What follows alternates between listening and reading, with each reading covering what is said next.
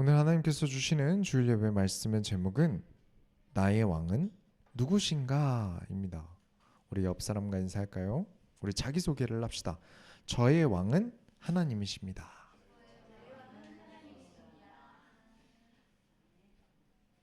오늘 말씀을 통해서 우리가 우리의 왕을 하나님으로 고백하며 살아가길 예수 이름으로 축원합니다. 서론으로 들어가겠습니다. 사사기란 오늘 드디어 사사기로 들어가요. 읽어보신 분들이 계신가요? 이게 사사기 찾아보라 그러면 못 찾으신 분들 꽤 많으시더라고요. 우리가 여호수아를 통해 여호와께서 왕이시면 어떻게 되는지 밝은 면을 보았고요. 사사기를 통해서 여호와께서 왕이 아니시게 되면 어떻게 되는지 어두운 면을 볼 거예요. 그러면서 하나님께서 진짜 우리의 왕이셔야 되는구나.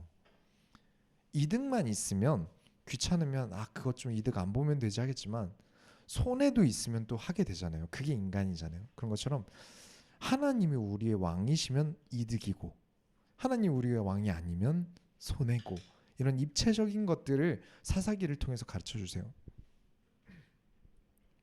사사기 뭔가 좀 생소하시죠? 읽어보신 분들이 많이 없으실 거고 읽어보셔도 뭔 뜻이지? 이거 읽어서 어디다 쓰지? 뭐 이런 생각이 드셨을 분들도 계실 거예요. 저도 처음 읽었을 때 그랬고요. 잘 안 읽히는 이유가 그 이름이 문제예요. 내 주변 사람 이름 외우기도 힘든데 사사기 안에 이름이 너무 많이 나와요. 그래서 읽어보신 분들도 좀 흐린 눈하고 이렇게 호로록 지나가신 분들이 그런 기억들이 많이 있으실 거예요. 이번에 처음 사사기를 접하는 분들이 오히려 나을 수도 있어요. 그래서 제가 최선을 다해서 사사기를 이제 또 계속해서 전달해 보도록 하겠습니다. 사사기는 이제 한문으로 선비사자의 스승사를 쓰는데 이 뜻보다는 그 히브리어 원문으로는 쇼페팀이라고 해요. 재판관이면서 통치자예요. 재판만 하는 게 아니라 통치까지 합니다. 이스라엘이 하나님과 언약을 잃어갈 때마다 하나님께서 사사를 보내시면서 다시 하나님의 통치를 받게 하셨다라는 기록이 사사기예요. 그 얘기는 뭐죠? 언약을 몇 번이고 잃어버렸다는 뜻이에요. 하나님께서 사사를 안 보내셨으면 좋겠는데 보낼 수밖에 없을 정도로 이들이 하나님과의 언약을 잃어버린 적이 많았다. 그래서 기억해 두세요. 사사, 하나님을 의식하지 않고 자기 마음대로 살아가려는 사람들 때문에 어쩔 수 없이 보낸 사람들이다. 사실 사사기를 시작하려는데 지난주에 말씀을 드렸는지 모르겠는데 제가 용기가 많이 필요했어요.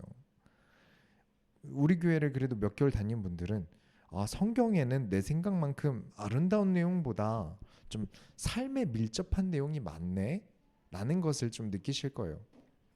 그 막 머릿속에 예수님을 어떤 미남의 키 큰 모델의 막 그런 사랑 넘치는 로맨스 드라마라고 성경을 생각하시는 분들도 많고 막 마법이 펼쳐지는 어떤 영계의 판타지 영화 같은 그런 걸로 생각하시는 분들이 많은데 그런 면이 조금 있고 사실은 성경은 어떤 미생이나 뭐 슬기로운 의사생활, 뭐 비밀의 숲 같은 오피스 드라마에 가까워요.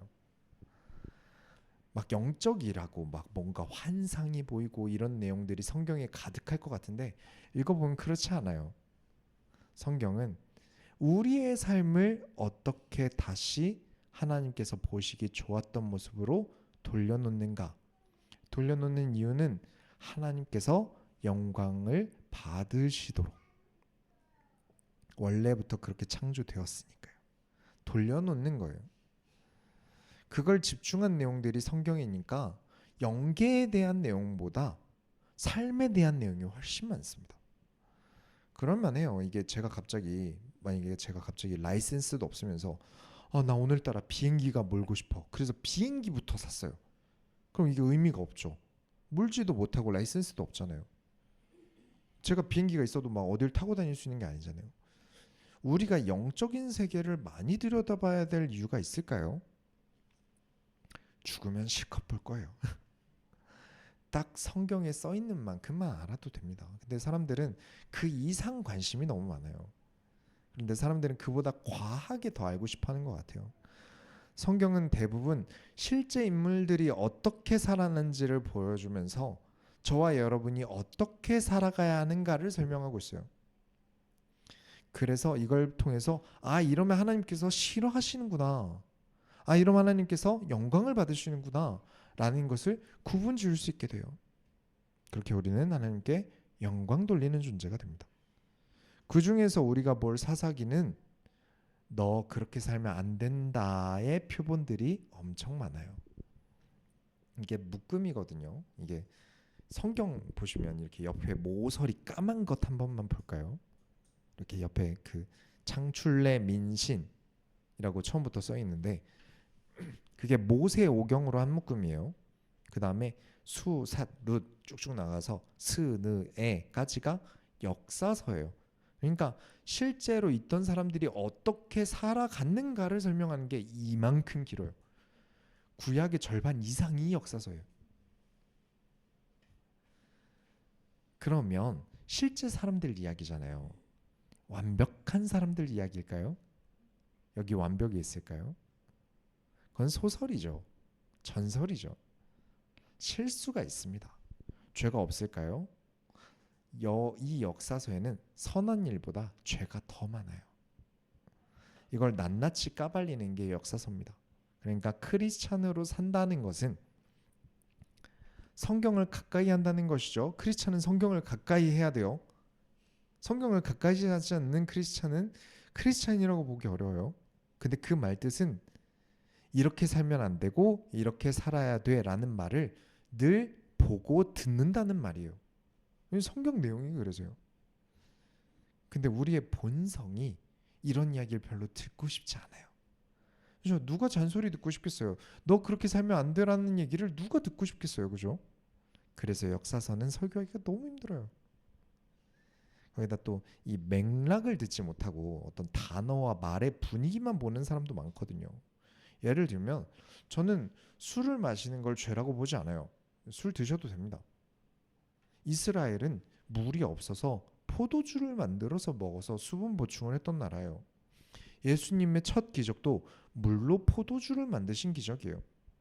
그런 이스라엘부터 시작한 개신교가 술을 죄라고 말하는 건 좀 문제가 있어요. 그런데 하나님의 계명은 하나님 사랑, 이웃 사랑입니다. 모든 율법을 요약하면 하나님 사랑, 이웃 사랑이에요. 내가 술을 먹고 주변 사람들을 엄청 괴롭히고 자꾸 뭐 부수고 그래서 경찰서에서 자꾸 보호자 오세요 그렇게 만들면 이웃을 힘들게 하고 가족들을 힘들게 하잖아요. 그거는 성경적으로 볼 때 죄가 맞아요. 이렇게 말하는 걸 대충 들어버리면 그러니까 술 먹지 말라는 거네. 왜 나한테 잔소리해. 이렇게 들어버려요. 그리고 또 이게 사람이 과거라는 게 존재하거든요. 미숙하던 때가 있어요. 저도 있어요. 당연히 있고요. 그래서 이런 얘기를 들을 때 나 예전에 그랬는데 마치 과거 일인데도 지금 나한테 뭐라고 하는 것처럼 지금 나는 그렇게 안 사는데도 그렇게 듣는 경향의 사람도 있어요. 근데 사사기는 이런 내용이 엄청 많습니다.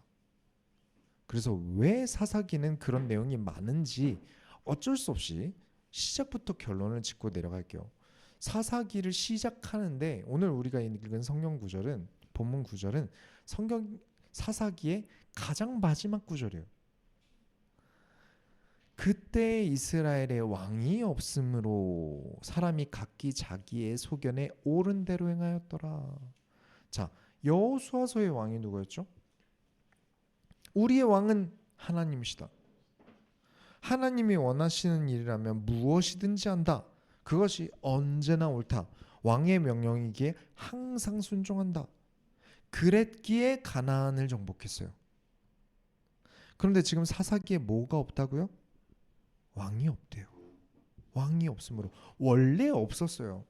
근데 왕이 없으므로. 사사기는 철저하게 하나님이 왕이셔야 하는 이유를 설명하고 있어요. 저와 여러분의 인생에 하나님이 왕이 아니라면 우리가 어떻게 망가져 버리는지를 설명하시기 위해서 사사기를 쓰셨어요. 교회는 가르쳐야 됩니다. 교회는 말해야 돼요. 하나님이 왕이 아니라면 우리는 고장나 버린다. 그렇게 하나님이 원하시는 것을 해야 한다. 그래서 저는 용기를 내서 사사기를 들어갑니다. 우리가 여호수아서의 백성들의 이야기를 그래서 절대 잊으면 안 돼요. 연결돼서 보셔야 됩니다. 하나님과 함께 할 수 있으면 말이 뭐가 아까워요. 병거가 뭐가 아까워요. 할례 받으면 다 죽을까 봐 겁나요? 안악자손이 뭐가 무서워요? 가나안이 뭐가 무섭죠? 하나님이 우리와 함께 하는데, 하나님이 우리 왕이신데 뭐가 무섭죠? 이게 여호수아서를 통해서 우리에게 전달한 이스라엘 백성들의 메시지였어요. 그렇습니다. 내가 놓기 싫은 것, 그거 놔주는 게 아까울 수 있어요. 그러나 놓아보면 압니다. 하나님께 드려보면 압니다. 내가 쥐고 있던 것보다 하나님께 드린 이유가 더 행복하다는 걸 알게 돼요. 이거 놓으면 죽을 것 같아요. 이거 놔버리면 인생 지옥일 것 같은데 하나님께서 그렇게 두지 않으세요. 오히려 나를 위하여 드리라 하시는 것들이요. 하나님께 모든 것을 드린다는 태도는요, 좋은 것만 드리는 게 아니에요. 하나님께 드린다는 말을 대충 들으면 또 헌금하라는 말인가? 이렇게 들을 수 있는데 절대 아닙니다. 우리 교회는 헌금에 대해서 절대 강요하지 않습니다. 내가 하나님께 드린다는 것은요, 내가 받은 상처도 하나님께 드릴 수 있어야 돼요. 내가 가지고 있는 아픔도 하나님께 드릴 수 있어야 돼요. 다 드린다면서요. 내가 절대 놓고 싶지 않은 것도 하나님께서 달라고 하면 드릴 수 있어야 돼요. 그렇게 드려보면 압니다. 이게 훨씬 행복합니다. 우리의 왕께서는 우리의 필요를 아시고 하나님 나라의 백성들을 사랑하셔서 우리에게 요구하세요. 하나님이 필요하셔서가 아니라 우리의 필요함 때문에 달라고 하시는 거예요. 그러니 우리 눈에 비효율적이라도 비합리적이라도 하나님이 원하시면 하나님께 드림으로 우리가 진짜 바른 길을 나가는 여호수르의 행복이 여호수아부터 역사서를 지날 때까지 멈춰지지 않기를 예수 이름으로 축원합니다. 본론으로 들어가겠습니다. 길죠. 눈에 보이지 않는 하나님보다 내 눈에 보이는 것을 선택한 결과. 사사기의 전부라고 말할 수 있어요. 이 제목이 사사기의 전부라고 볼 수 있어요. 1장 보시겠습니다. 1장 19절 보시면 여호와께서 유다와 함께 계셨으므로 그가 산지 주민을 쫓아내었으나 골짜기의 주민들은 철병거가 있으므로 그들을 쫓아내지 못하였으며. 보세요. 철병거가 있대요. 그래서 쫓아내지 못했대요. 하나님께서는 다 내쫓으라고 명령하셨어요. 그런데 이스라엘 백성들이 내쫓지 않아요. 이유는 철병거가 있어서래요. 자신이 없어요. 용기가 더는 안 나요. 왜일까요? 이들이 잃을 게 너무 많이 생겼어요. 땅을 많이 차지했어요. 분배가 끝났어요. 이제 잃을 게 너무 많아요. 사람도 더 안 죽었으면 좋겠고요. 이게 죽는 것도 문제인데요. 사람을 죽이는 일은 쉽겠습니까? 이것도 사람 할 짓이 못 되거든요. 그래서 다 내쫓지 않고 남아있던 다른 가나안 족속들에게 28절에 보니까 이스라엘이 강성한 후에야 가나안 족속에게 노역을 시켰고 다 쫓아내지 아니하였더라. 뭐하러 다 죽이고 내쫓고 이런 걸 왜 해? 그냥 그렇게 험악하고 그 잔인한 짓을 해야 돼? 우리 그냥 노예처럼 일 시키고 부려먹자. 이게 죽이는 것보다 낫지. 하나님의 명령보다 합리적이고 효율적인 것을 선택했어요. 이게 언제부터였을까요? 1장 1절에 나옵니다. 여호수아가 죽은 후에.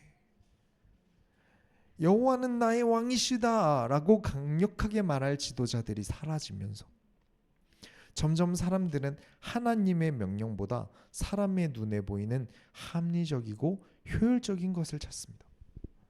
시작부터 이게 엄청 고이기 시작하는 거예요. 그래서 교회는, 특히 직분자는, 특히 목회자는 절대 흔들리면 안 됩니다. 이 교회의 왕은 하나님이십니다. 제가 아니에요. 제가 주관할 수 있는 거 아무것도 없어요. 여기 그 누구도 우리 교회를 어떻게 할 수 없습니다. 우리는 하나님의 명령을 듣고 그렇기에 성경대로 갑니다. 국가도 대세도 그 무엇도 막을 수 없어야 돼요. 우린 타협해서는 안 됩니다. 사람들 귀에 즐거운 이야기를 해야 한다? 축복하고 그런 이야기만 해야 한다? 아니다. 성경을 가르치지 않으면 사람이 변하지 않아요. 좋은 얘기 듣고 가면 기분 좋은 걸로 끝납니다. 성경을 우리가 배우지 않고 삶으로 실천하지 않으면 우린 변하지 않습니다. 성경은 하나님의 감동으로 된 것이다. 그렇게 성경으로 바르게 하고 옳게 하고 온전하게 해야 한다. 2장 1절부터 2절에 여호와의 사자가 길갈에서부터 복임으로 올라와 말하되 내가 너희를 애굽에서 올라오게 하여 내가 너희의 조상들에게 맹세한 땅으로 들어가게 하였으며 또 내가 이르기를 내가 너희와 함께한 언약을 영원히 어기지 아니하리니 너희는 이 땅의 주민과 언약을 맺지 말며 그들의 제단을 헐라하였거늘 너희가 내 목소리를 듣지 아니하였으니 어찌하여 그리하였느냐. 분명 이 땅의 주민들 다 내쫓으라고 했잖아. 우상 제단들을 다 헐라고 했잖아. 왜 하나님의 명령을 듣지 않지? 하나님은 아브라함 때부터 지금까지 약속을 지키고 계신다. 그런데 너희는 이제 여호수아 죽은 지 얼마나 됐다고 바로 하나님과의 약속을 지키지 않는 것이냐? 왜일까요? 이들이 여호와의 말씀을 왜 듣지 않는 걸까요? 이 진짜 웃긴 게 이 하나님께서 이렇게 혼내시고 난 다음에 이스라엘 백성들이 4절에 보니까 소리 높여 운지라. 소리 높여 울었대요. 하나님, 하나님 명령대로 했어야 되는데, 순종했어야 되는데 우리가 듣지 않았어요. 그리고 울었어요. 그렇게 운 다음에 우상제단을 치웠을까요? 아니요. 그대로 둡니다. 그냥 울고 끝나요. 그래서 말씀드리는 겁니다. 말씀을 삶으로 옮기지 않으면 사람은 변하지 않습니다. 교회 와서 아무리 회개한다 한들, 아무리 운다 한들 거기서 끝입니다. 2장 3절에 그들이 너희 옆구리에 가시가 될 것이다. 그 제단과 쫓아내지 아니한 가나안 민족들이 너희 옆구리에 가시가 될 거야. 항상 너희가 힘들게 되는 이유는 그 쫓아내지 않은 가나안 민족들 때문일 거야. 이 말 듣고 울고 끝나요. 여러분, 그 자동차 가지고 카센터를 갔는데 카센터 사장님이 이거 타이어 안 갈면 터져요 라고 말하셨어요. 이 말이 타이어 터지시라는 말일까요? 여러분 슬퍼하세요. 타이어가 터질 것 같아요 이 뜻인가요? 아니면 타이어 가세요라는 말일까요? 타이어 터질 것 같으니까 타이어를 가시라는 말이죠. 그런데 그 말을 듣고 아이고 타이어 터지면 안 되는데 울고 그냥 타고 다니면 어떻게 되겠습니까? 그러다 고속도로에서 터지면 어떻게 될까요? 우상제단과 가나안 족속들이 너희 옆구리에 가시가 될 것이다 라는 말은 찔리지 않게 지금이라도 헐라는 말이죠. 지금이라도 쫓아내라는 말이잖아요. 근데 그냥 울고 끝나요. 그러면 어떻게 되죠? 결국 찔리겠죠. 그 고통의 반복이 찔린 얘기들이 사사기 이야기입니다. 하나님 말씀을 듣고 울면 뭐예요? 삶이 없어서는 아무것도 바뀌지 않아요. 내 삶에 가져와서 적용하고 순종해야 돼요. 칸센터에 간 이유는 앞으로 차를 몰고 다니기 위해서잖아요. 교회에 간 이유는 하나님을 만나는 게 우선입니다. 하나님께 영광 돌리는 게 1차예요. 그리고 그 하나님을 향한 신앙을 가지고 세상으로 다시 살아가는 게 2차예요. 많은 사람들이 종교 생활이라고 하면서 교회 가는 일과 삶을 자꾸 구분지어요. 아닙니다. 교회에서의 일은 교회 생활이에요. 신앙생활은 삶에 사는 거예요. 신앙생활은 내가 학교 가서 하는 거예요. 신앙생활은 내가 직장에서 하는 거예요. 신앙생활은 내가 설거지하면서 하는 거예요. 신앙생활은 내 가정에서 밥 먹으면서 하는 겁니다. 그렇지 않으면 아무것도 바뀌지 않아요. 교회를 10년, 20년 다니고 교회에서 일주일 동안 먹고 살아도 그 삶이 바뀌는 거라고는 교회 인맥 늘고 교회에서 행사 많이 뛰고 기독교에 대한 단어 많이 알고 유명 인사 이름 외우는 것밖에 없습니다. 그러니까 카센터 가서 먹고 살면 차량 보수하는 방법은 느는데 운행이 느는 건 아닌 거예요. 일주일에 딱 한 번의 예배를 드려도 그 예배를 통해 하나님께 영광 돌리고 하나님의 말씀을 내 삶에 일주일 가져가서 살아가면 그 인생은 바뀝니다. 일주일에 한 번 듣는 거 굉장히 많이 듣는 겁니다. 구약으로 따지면. 구약의 이스라엘 백성들은 하나님의 말씀을 매주 들은 게 아니에요. 이렇게 하나님께서 찾아오셔서 말씀하시는 일이 절대 흔하지 않았어요. 사자를 보내셔서 말씀을 전하신 일이 흔한 일이 아니에요. 그런데 그 한 번의 말씀을 듣고 갈렙의 경우를 생각해 보세요. 40년 뒤까지 말씀을 붙잡고 삽니다. 40년 전에 들은 말씀 가지고 40년 뒤까지 살아가요. 그런데 그 인생이 바뀌지 않습니까? 그런데 우리는 일주일에 한 번씩이나 성경을 가지고 말씀을 들어요. 이걸로 내 삶을 바꾸고 변화시키는 데는 전혀 부족하지 않습니다. 근데 교회에서 일주일 내내 매일 교회에 와 있고 교회에서 예배드리고 그래야 영혼이 바뀌고 삶이 바뀔 것 같다? 아니에요. 저는 자신 있습니다. 어떻게 해야 사람이 변하는지 알 것 같아요. 자발적으로 내가 하나님의 말씀을 가지고 삶에 실천하려는 그 작은 행동들이, 정말 작은 행동들이 삶을 바꿉니다. 거창하게 화려하게 제가 이번에 교회에 뭘 하겠습니다 이런 게 아니라 정말 소소하게 내가 설거지하면서 아 그래 하나님 은혜다 감사하다 이런 작은 것들이 나를 바꿔요. 그렇지 않으면 교회에서 아무리 소리를 지르도 이스라엘 백성들처럼 아무리 울어도 소리 높여 울어도 방언하며 울어도 이스라엘 백성들이 통곡하고 울어도 삶의 말씀을 가져와 제단을 헐지 않아요. 제가 볼 땐 다를 바 없어요. 삶으로 오지 않으면 그저 옆구리에 가시가 될 제단을 헐지 않고 살아가는 것과 같아요. 교회에서의 모든 활동의 가치를 얻는 것은 내가 교회에서의 교회에서 삶으로 이어지는 신앙이 있어야 교회가 가치가 있는 겁니다.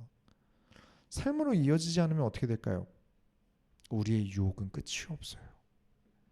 우리의 삶은 좌로도 우로도 치우치기 딱 좋은 것들 투성이에요.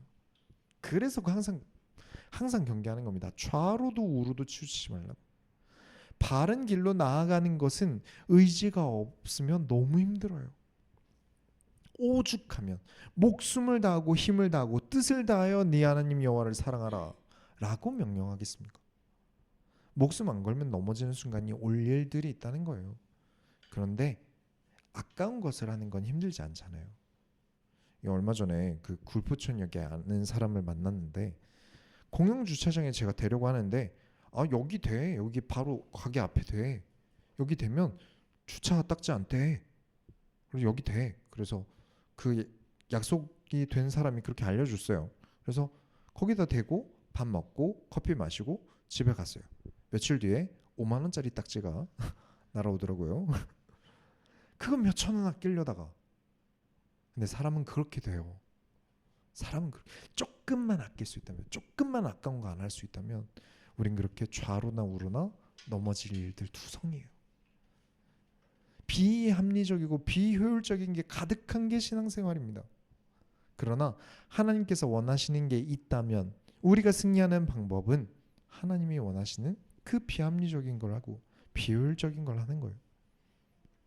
이 길을 가지 않으면 우리에게는 합리적이고 효율적이게 보이는 유혹에 걸려 넘어져요. 어떻게 넘어집니까? 2장 11절 보겠습니다. 2장 11절 보시면 이스라엘 자손이 여호와 목전에 악을 행하여 바알을 섬기며 금방 소리 질러서 울어놓고 한다는 게 바알을 섬기며 아주 금방 쉽게 하나님 찬송합니다. 우리가 제단을 얼지 못하고 울어놓고 여호와의 목전에서 바알을 섬기고 악을 행합니다. 잔재하는 가나안 민족들이 바알을 섬기고 악을 행한 게 아니라 이스라엘 민족들이 바알을 섬겨요. 뭐가 잘못됐죠? 그래서 바른 길을 가든지 악에 넘어지든지 우린 둘 중 하나예요. 올바른 길을 가든지 좌로 우로 넘어지든지 둘 중 하나예요. 결국 이스라엘 백성들은 우상 숭배에 넘어집니다. 결론을 내리겠습니다. 그래서 여러분은 결단하셔야 됩니다. 나의 왕은 누구신가? 2장 16절부터 17절에 여호와께서 사사들을 세우사 노략자의 손에서 그들을 구원하게 하셨으나 그들이 그 사사에게도 순종하지 아니하고 오히려 다른 신들을 따라가 음행하며 그들에게 절하고 여호와의 명령을 순종하던 그들의 조상들이 행하던 길에서 속히 치우쳐 떠나서 그와 같이 행하지 아니하였더라. 제가 말씀드린 본론 전부를 요약하면 지금 읽은 구절이에요. 그래서 사사기의 패턴을 그림으로 보여드리자면 사람들이 하나님을 버리고 죄를 범하니까 하나님 나라가 침략당해요. 그래서 하나님께서 사사를 세우셔서 그들을 구원하셨는데 사사들이 죽으니까 또 음행하고 우상숭배하고 이걸 반복합니다. 그걸 20장 넘게 반복해요. 사사기는 그래서 철저하게 제약이라는 게 왜 필요한가를 설명하고 있어요. 우리에겐 제약이 필요합니다. 인간은 나 스스로 혼자 살 수 있는 존재가 아니에요. 우리는 혼자 못 살아요. 배우면 한계가 있어요. 시간의 한계도 있어요. 그래서 서로 지식도 나누고 삶도 옆에서 배우고 그렇게 우린 뭐가 있어야 되죠? 같이 살아가려면 눈치가 있어야 돼요. 눈치가 있어야 돼요. 그게 사회화잖아요. 내가 이렇게까지 눈치 보고 살아야 돼? 눈치를 보니까 인간인 겁니다. 인생은 하나의 팀 경기와 같아요. 특히 하나님 나라의 일은 팀 경기와 같아요. 축구나 야구나 농구 같은 팀 스포츠 생각해 보세요. 잘 뛰고 체격 좋고 실력이 좋아도 눈치가 없으면 같이 뛰기 힘들어요. 팀워크는 맞춰 나가야 되는 거잖아요. 그런 것처럼 인간은 함께 살아가려면 눈치도 있어야 되고 서로 간에 선을 넘지 않기 위해서 안 보이는 선이 있거든요. 넘으면 안 되는. 그것을 넘지 않기 위한 제약이 있어야 돼요. 노인에게 젊은이가 함부로 내가 더 힘이 세다, 내가 더 건강하다 그래서 함부로 대해서도 안 되고 나이가 어리다고 해서 나이 많은 사람이 함부로 대해도 안 되는 거죠. 사람끼리도 그런 선이라는 게 있어야 하잖아요. 그건 사회적으로 상식이에요. 그런데 하나님께는 다를까요? 하나님께서 이스라엘의 왕이 되셔야 되는데 이스라엘 백성들이 하나님의 눈치를 안 봐요. 마치 전력 외처럼 선수들이 감독을 몰아내고 무시하는 것처럼 우리는 하나님 필요 없어 라는 의지를 보여줍니다. 그리고 자기 마음대로 살아갑니다. 어떻게? 합리적이게. 이거 해야지. 효율적이. 이게 필요한 것 같은데. 재미있게. 난 우상숭배가 더 취향에 맞아. 취향에 맞게. 역시 기왕이면 여호와 보이지 않는 여호와보다 이렇게 눈에 보이는 잘생긴 신 섬기는 게 낫지. 전부 인간에게 맞춰서 살면서 하나님이 왕이 되지 않는 삶을 살아가요. 그래서 사사기마다 표기되어 있습니다. 왕이 없으므로 라는 표시가 사사기 곳곳에 있어요.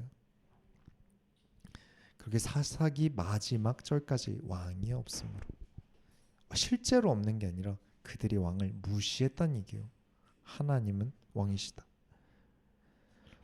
그래서 다시금 잠시 임시로 여호수아 같은 백성들을 하나님께로 이끌 사사를 세워서 보내십니다. 근데 사사가 죽으면 또 망각하고 또 우상숭배에 빠집니다. 계속 같은 패턴이에요. 그래서 사사기에서 여러분이 꼭 보셔야 하는 게 여호수아의 왕은 하나님이시다 해서 우리가 멈춰서는 안 된다는 거예요. 나의 왕은 하나님이시다. 김민철의 왕은 하나님이시다. 여러분 각자 개인이 여러분의 활동에서 교회 밖에서 나의 왕은 하나님이시다 라고 고백하셔야 합니다. 목사님의 왕은 하나님이시다, 성경에 나오는 사람의 왕은 하나님이시다 에서 끝나면 여러분의 삶은 아무것도 바뀌지 않아요. 일주일을 살아가면서 좌로 우로 치우치면서 망각할 거예요. 그래서 항상 고백합시다. 우리의 왕은 하나님이시다. 우리가 사사기를 계속 보면서 양심이 찔린다, 기분이 나쁘다 이런 쪽으로 익히시면 안 됩니다. 우리 소원교회는 과거를 어떻게 살았냐, 지금 어떻게 살았냐보다 앞으로 어떻게 살아갈 것인가에 집중하고 있어요. 그렇게 이번 사사기를 읽어가면서 그래, 하나님의 말씀이 언제나 옳지. 하나님은 나의 왕이셔야만 해.